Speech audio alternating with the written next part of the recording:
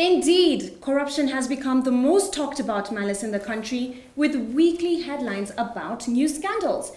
Kenya has continued to slide down Transparency International's Corruption Perception Index, having serious economic, social, and even political implications. I am Maya Hayakawa, and this is Politically Correct. Gitonga Wathanga, a marketer with a marketing company in Nairobi, is also a political activist and holds the position of the branch chairmanship of a political party in his home county, Nyeri. Mr. Wathanga recently wrote a petition requesting the government to enact a law which would require registration of properties as a strategy to fight against property corruption. He's here with me today to share more about the petition, its progress, as well as the state of corruption in Kenya and possible steps to moving forward. Welcome to the show, Mr. Wathanga. Thank you, Maya. Thank you so much for coming and for sparing some time for you to come here today. But in a nutshell, for all the people who may not know what the petition is about, what is the petition about? What is it requesting? Thanks. Basically, the petition that is before the House, the National Assembly, that is a simple request to the House that they adopt laws or they amend the existing ones that will require that for any property to be registered in this country, any person doing so should show proof of the transaction having gone through a recognized financial institution. Mm-hmm. That is meaning that the buyer has to show that he bought the property and he did so through a commercial bank. This means that if it becomes law, it will no longer be possible to go and buy, say, property cash. Mm-hmm. Yes. This, what it is meant to curb or to stop is money laundering, or where people go and clean their money, having gotten the money illegally, either by stealing from government or from their other employers, or by selling drugs. Mm-hmm. And because we have it has been identified that most of the money that is stolen from the public is not really traceable. Mm-hmm. But with this law in place, it will ensure that there is accountability on all citizens for their transactions. Mm-hmm. All right, and why file a petition? What was really the motivation behind it for you? I've been, as you said, I've been a political activist for a long time. I'm also a human rights activist. And I've gotten frustrated by successive governments that we have had since independence, by their attempts to fight corruption. Mm-hmm. What I realized, or what we have realized all along, or what we know is that they only give lip service to fighting corruption. Otherwise, corruption actually is not lessening, it's growing bigger. We are having more corruption as we grow. Corruption at independence, corruption was not one of our problems. At independence, we say we had our problems was ignorance, poverty, and disease. Mm-hmm. But as our nation grew, the challenges grew more. On top of those three challenges, now we had the challenge of tribalism and corruption. Mm-hmm. Corruption and tribalism are like twins. They go hand in hand. And so all along, Kenyans, we do complain about some of these areas, especially tribalism and corruption.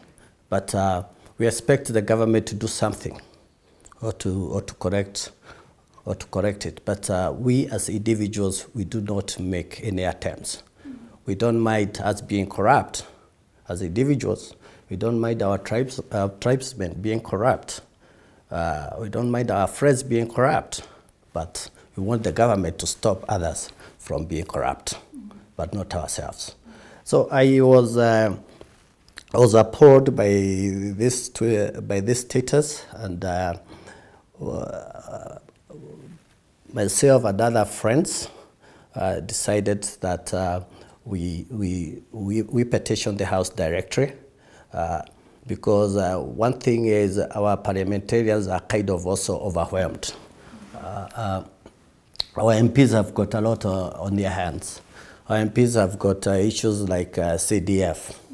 Our MPs, they have issues like matanga at nyumbani. Our MPs have issues, more important issues of their allowances, right? But when it comes now to issues like this, they might not have the time.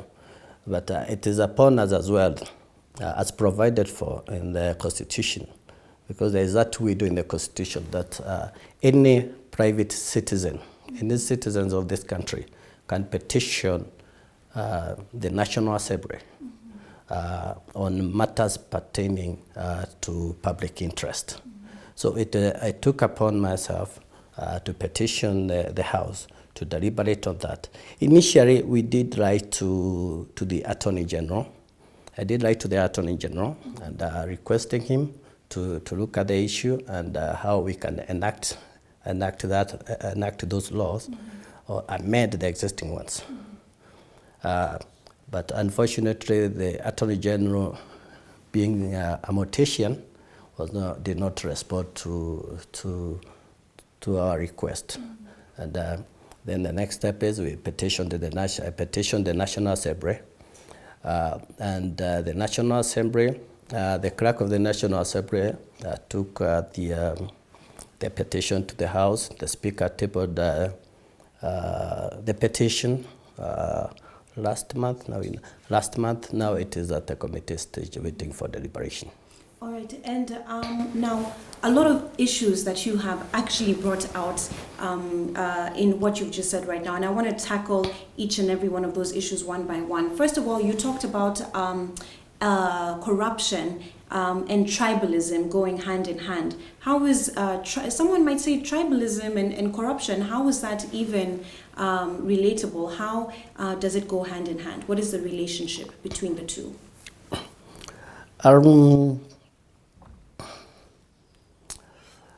Unfortunately, the way now our country operates, basically people relate more on tribal basis than on any other basis. People relate better in a tribal basis than on professional basis. Say even on social basis, and tribalism has been dictating most of what we do. It dictates the kind of politicians we have.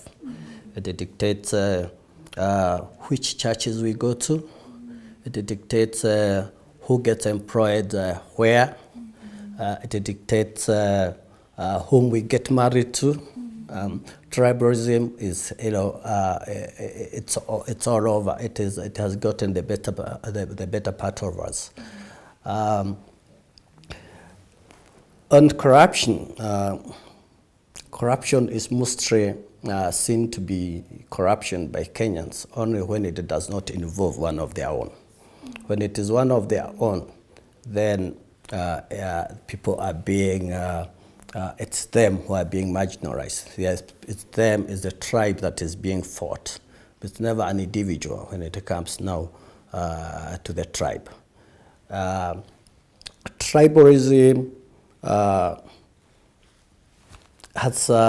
tribalism and corruption are one of the same. They are siblings. They are siblings. Tribalism fuels corruption.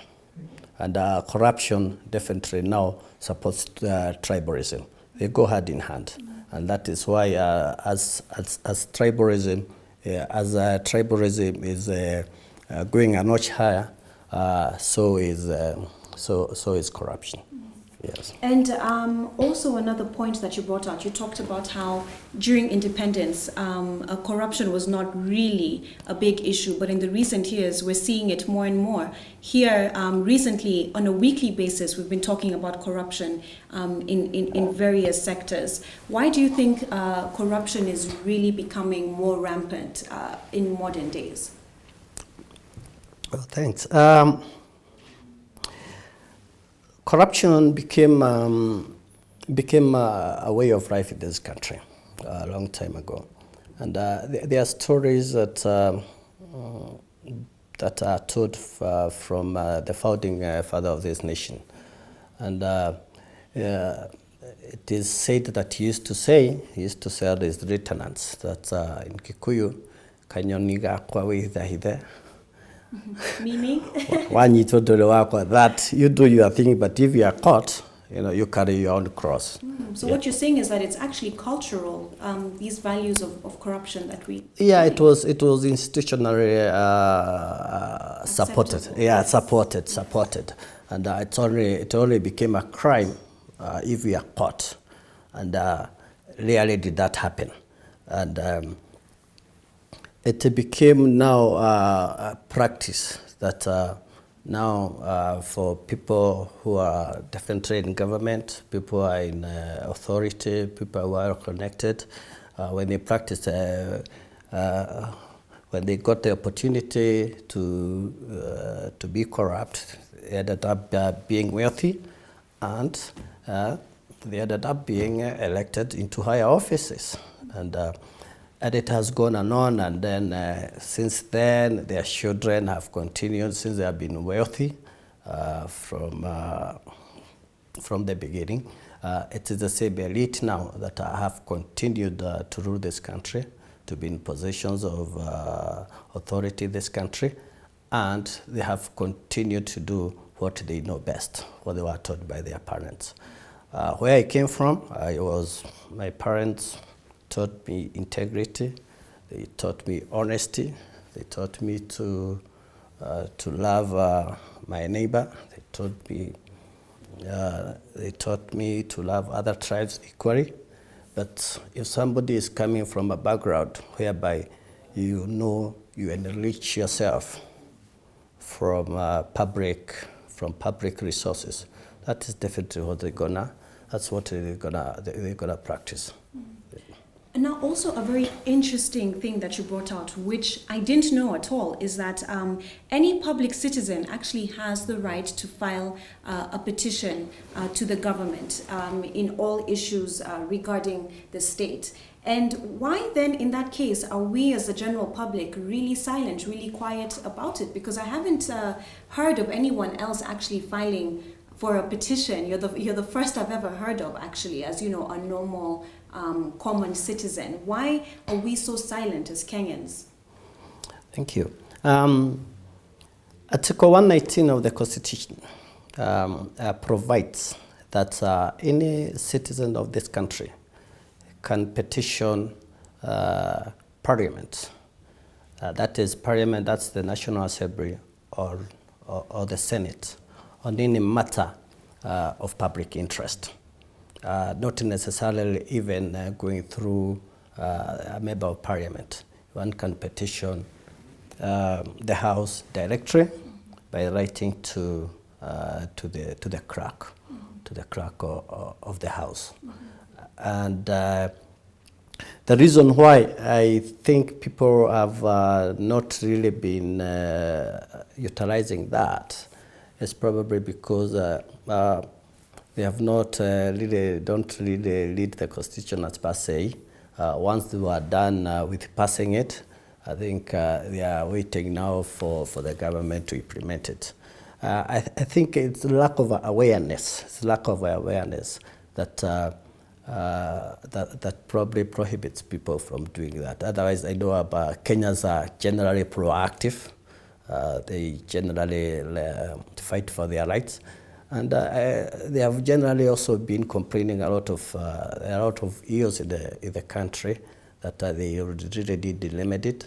And I'm sure if they really knew of that provision, they would definitely have utilized it. But I'm glad that so far we have been able to come this far, and I hope that other Kenyans now will take the initiative and utilize fully this provision, so that we can also keep our MPs busy as well as assist them in their deliberations.